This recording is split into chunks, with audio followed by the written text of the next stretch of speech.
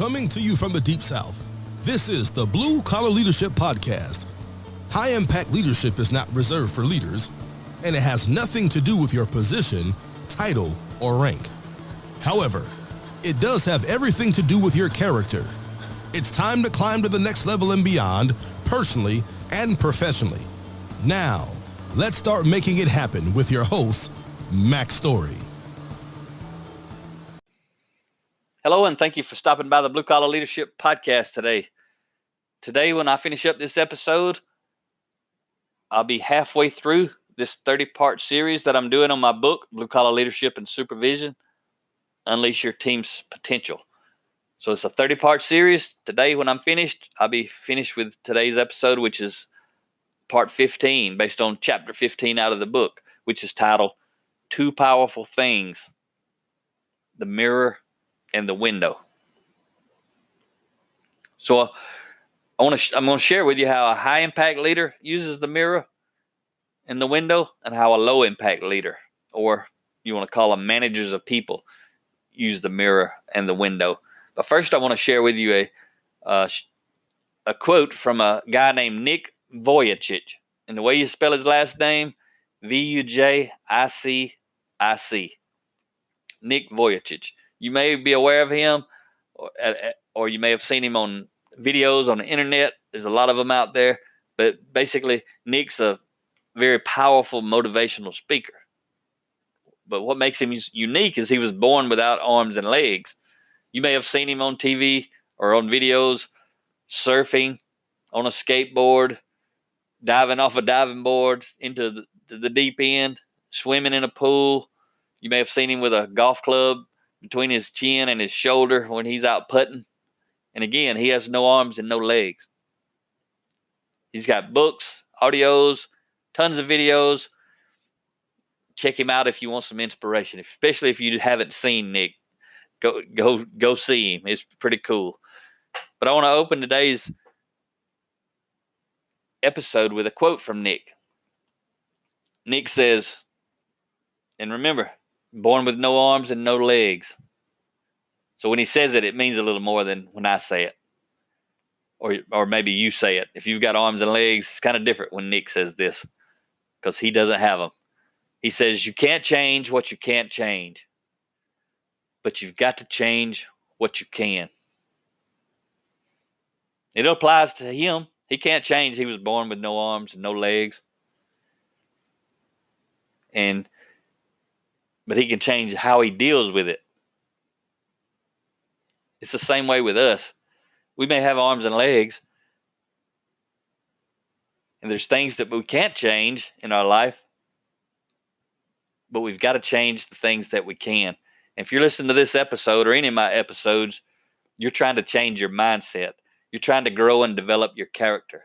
That's something you can change, and you know that you can change. I'm working on changing mine. I'm here today helping you change yours. But that's what Nick's talking about. Very powerful. So what you can change is how you use the mirror and the window. That concept, these tools. I see those things as tools. So the mirror and the window are tools used by both high-impact leaders and low-impact leaders. Or you want to term those people managers of people.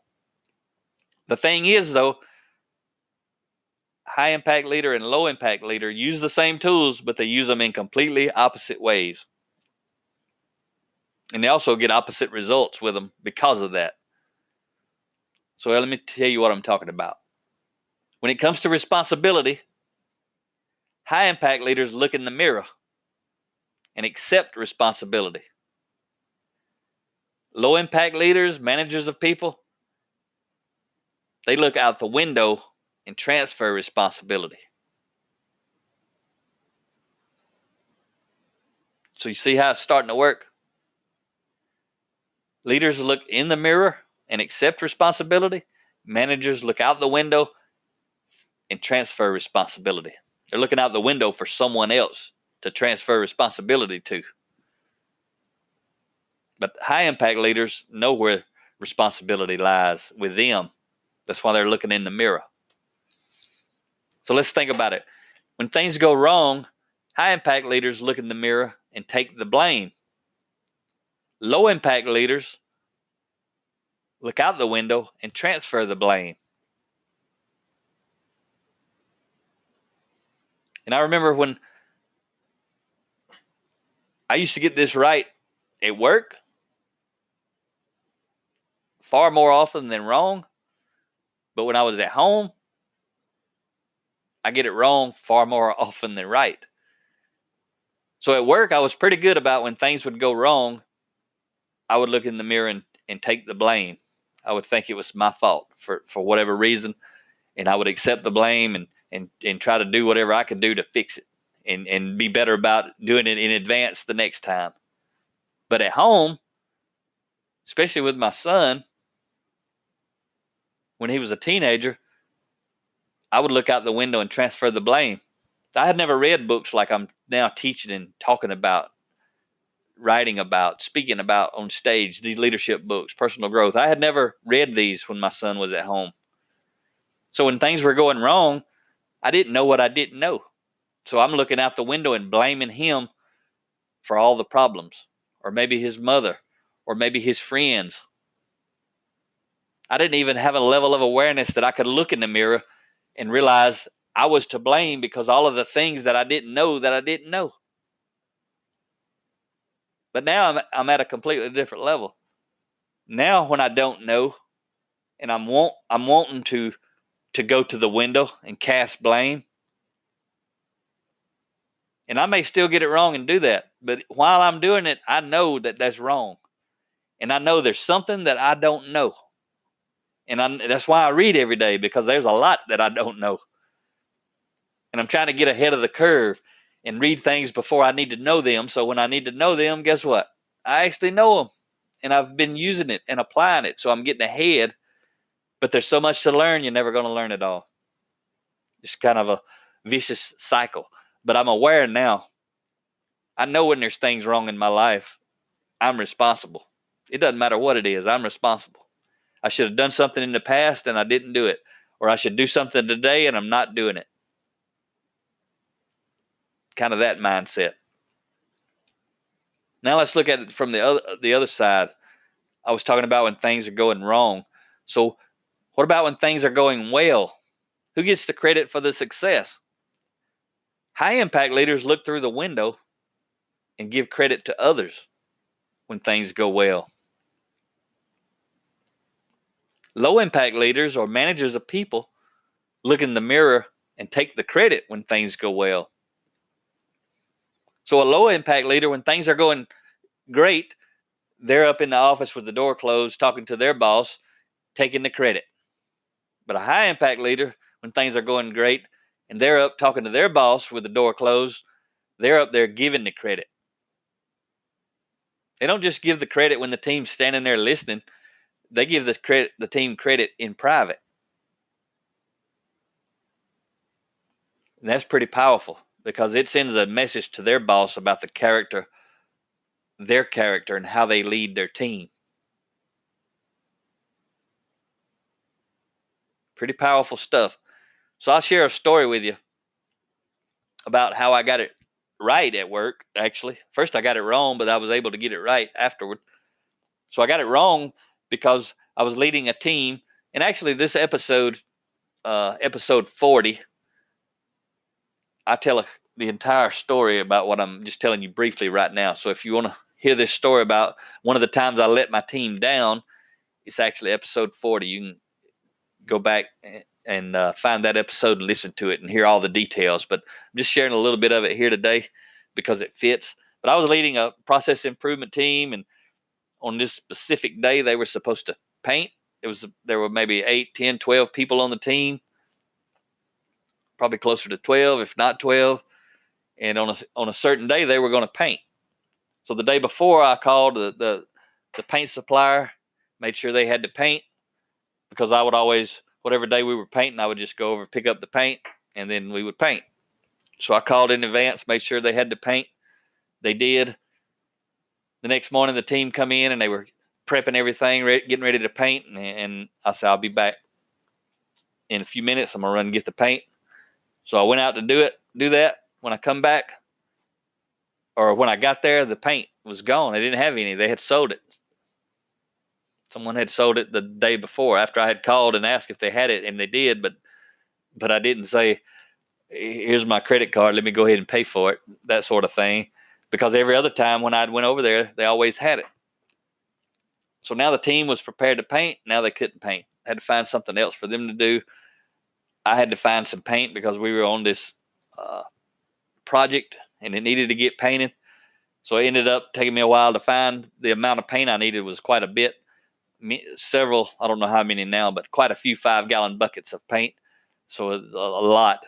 And when I found a supplier that had it, I ended up having to drive several hours round trip to go get it. And also I had to be able to go get it. Whatever was going on that day had to fit into my schedule.